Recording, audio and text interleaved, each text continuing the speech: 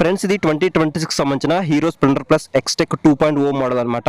So Splendor plus గురించి మనం ప్రత్యేకంగా చెప్పాల్సిన అవసరం లేదు, ఎందుకంటే ప్రతి ఒక్కరు కూడా ఏదో ఒక టైంలో స్ప్లెండర్ ప్లస్ బైక్ని రైడ్ చేసే ఉంటారు.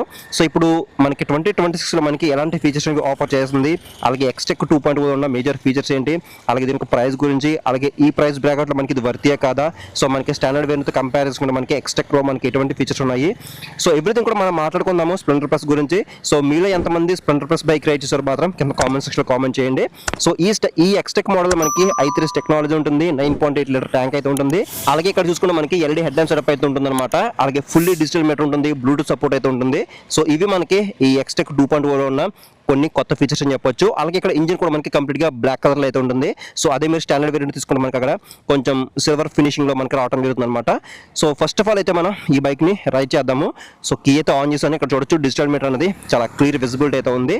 ఒకసారి మీకు ఎగ్జాస్ట్ నోట్ కూడా వినిపిస్తుంది చూడండి. అలాగే ఈ వెహికల్లో i3 టెక్నాలజీ ఉంటుంది కాబట్టి దీన్ని కూడా మనం ఆన్ ఆఫ్ అయితే చేసుకోవచ్చు. ఒకసారి ఎగ్జాస్ట్ చూద్దాం.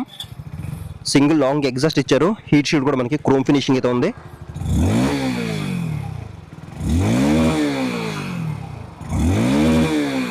చాలా స్మూత్గా ఉంది, బట్ వైబ్రేషన్ మాత్రం మనకి ఇక్కడ ఫుట్ బ్యాగ్స్ దగ్గర తెలుస్తున్నాయి అన్నమాట. So okay, start our ride. First gear అయితే వేసా, సెకండ్ అంత పుల్ అయితే ఏముండదు, థర్డ్, అలాగే 4. Oh my God, 4th gear పడిందో లేదు కూడా తెలియట్లేదు, ఎందుకంటే 5 గేర్స్ మనకు అలవాటు అయిపోయాయి కదా ఎక్కువ. ఓకే, 4th గేర్ వేసేసానా. సో ఓకే, ఫస్ట్ సెకండ్ థర్డ్లో కానీ 4th గేర్లో కానీ అంత ఎక్కువ పికప్ అయితే ఏముండదు. ఇది మనకి జనరల్గా ఎక్కువ మైలేజ్ ఓరియంటెడ్ బైక్ అనమాట, ఎక్కువ పెర్ఫార్మెన్స్ ఓరియంటెడ్ బైక్ అయితే కాదు. సో ఎక్కువ పెర్ఫార్మెన్స్ మీరు దీని నుంచి ఎక్స్పెక్ట్ చేయొద్దు. చూద్దాం, పక్కన అపాచీ వెళ్తుంది. ఓకే, మొత్తం థ్రాట్ల్ అయితే ఇచ్చేసారా చూడొచ్చు, నా చెయ్యంగా తిరగదనమాట, మొత్తం ఇచ్చేసా. బట్ వైబ్రేషన్స్ అయితే అంత ఏమీ లేవు టాప్లో అయితే. బట్ మనకి థ్రాట్లో క్లోజ్ చేసినప్పుడు మాత్రం మనకి వైబ్రేషన్స్ అనేవి తెలుస్తున్నాయి. ఇక్కడ ట్యాంక్ దగ్గర కానీ లేదంటే మనకి ఫుట్ పెగ్స్ దగ్గర కానీ మనకి వైబ్రేషన్ అనేది తెలుస్తుంది. ఇక హ్యాండిల్ బార్ అనేది చాలా రిలాక్సింగ్ అవుతుంది అనమాట, మనం చాలా కంఫర్టబుల్ రిలాక్సింగ్ పొజిషన్ అయితే ఉంది ఇక్కడ హ్యాండిల్ బార్ అనేది. ఇక్కడ సిట్టింగ్ కంఫర్ట్ కూడా మనకి క్వశ్చనింగ్ లెవెల్స్ అనేవి బాగున్నాయి, బట్ ఏంటంటే కొంచెం నేరో అయితే ఉంటుంది అనమాట సీట్ అనేది. సో దానివల్ల అంత ఎక్కువ కంఫర్ట్ అయితే ఉంటుంది సీట్ అనేది.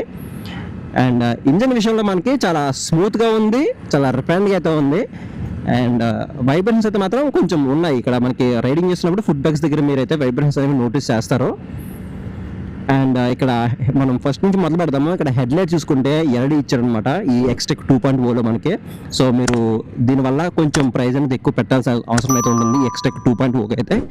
But LED head lamp setup అవసరం లేదనుకుంటే మీకు జనరల్గా స్టాండర్డ్ మోడల్గా హాలోజన్ బల్బ్తో కూడా మనకి ఉంటుంది, అది కూడా మీరు కన్సిడర్ చేయొచ్చు. అది ఇంకా మనకి ఒక 3,000 to 5,000 తక్కువలో వస్తుందన్నమాట. అలాగే ఇక్కడ డిజిటల్ మీటర్ కూడా ఇచ్చారు, దీంట్లో కూడా మనకి అనలాగ్ మీటర్ ఆప్షన్ కూడా ఉంది స్టాండర్డ్లో. సో మీరు కావాలనుకుంటే దాన్ని కూడా కన్సిడర్ చేయొచ్చు. సో ఏంటంటే ఈ ఎక్స్టెక్ 2.0లో ఈ డిజిటల్ మీటరు, అలాగే ఎల్ఈడి హెడ్ ల్యాంప్ సెటప్, అలాగే ఈ ఎక్స్టెక్ 2.0లో కలర్స్ కూడా మనకి కొంచెం మ్యాటీ ఫినిష్లో ఉంటాయన్నమాట. సో ఇది ఎక్స్టెక్ 2.0కి అలాగే స్టాండర్డ్కి అయితే మేజర్ డిఫరెన్స్ అనమాట. అలాగే మిర్రర్స్ యొక్క క్వాలిటీ కూడా కొంచెం డిఫరెంట్ అయితే ఉంటుంది. అండ్ ఇక్కడ ఇంకొక ప్లస్ పాయింట్, ఇది హజార్డ్ వార్నింగ్స్ కూడా ఇచ్చారనమాట ఈ ఎక్స్టెక్ 2.0లో అయితే. సో మీరు కావాలనుకుంటే ఇది కూడా యూజ్ చేసుకోవచ్చు. బాగుంది, మీటర్ యొక్క విజిబిలిటీ బాగుంది, అలాగే బ్లూటూత్ సపోర్ట్ ఉంది. ఇంకా దీంట్లో ఇది ఒక ప్లస్ పాయింట్ అనమాట. నావిగేషన్ అయితే ఏముండదు, జస్ట్ బ్లూటూత్ సపోర్ట్ ఉండడం వల్ల ఏంటంటే మనకి కాల్స్ కానీ ఎస్ఎంఎస్లు కానీ వస్తే కనుక ఇక్కడ విజిబుల్ అయితే అవుతాయి. ఇది ఒక ప్లస్ పాయింట్ అనమాట, ఇది ఒక ప్లస్ పాయింట్ ఈ వెహికల్ అయితే. ఇంకా ఛార్జింగ్ పోర్ట్ కూడా ఇచ్చారు ఈ వెహికల్లో, ఇది కూడా ఒక ప్లస్ పాయింట్గా మనం చెప్పుకోవచ్చు. అండ్ ఈ బైక్లో ఏంటంటే మేజర్ అడ్వాంటేజ్ మైలేజ్ అనమాట. సో ఇంజిన్ స్మూత్గా ఉంటుంది, రిఫైన్డ్గా ఉంటుంది, మనకి రీసేల్ వాల్యూ ఎక్కువ ఉంటుంది. అలాగే ఇంకా దీంట్లో ఏంటంటే మైలేజ్ అనమాట. సో 65+ తప్ప మనకి తక్కువ అయితే రాదనమాట. స్ప్లెండర్ ప్లస్ బైక్ అనేది మీ యూసేజ్ని బట్టి, మీ రైడింగ్ కండిషన్ బట్టి ఇంకా డిపెండ్ అయి ఉంటుంది. 70+ కూడా వచ్చే అవకాశం అయితే ఉంది మీరు ఎకానమీలో రైడ్ చేస్తే కనుక. అండ్ ట్రిపుల్ రైడింగ్ చేస్తారు కొంతమంది ఎక్కువ. సో అలా చేసినప్పుడు అది ఎంకరేజ్మెంట్ అయితే చేయం, బట్ ఏంటంటే అలా చేసినప్పుడు మాత్రం మీకు మైలేజ్ అనేది పడిపోతుంది. ఇక్కడ చిన్న చిన్న బంప్స్ అయితే ఉన్నాయి, మనకి బాగుంది. సస్పెన్షన్ ఫీడ్బ్యాక్ అయితే బాగుంది. ఎక్కువ మనకి బ్యాక్ పెయిన్ రావడం కానీ లేదంటే సస్పెన్షన్ తగిలేయడం అలాంటిది ఏం లేదు. బాగుంది సస్పెన్షన్ ఫీడ్బ్యాక్ అనేది.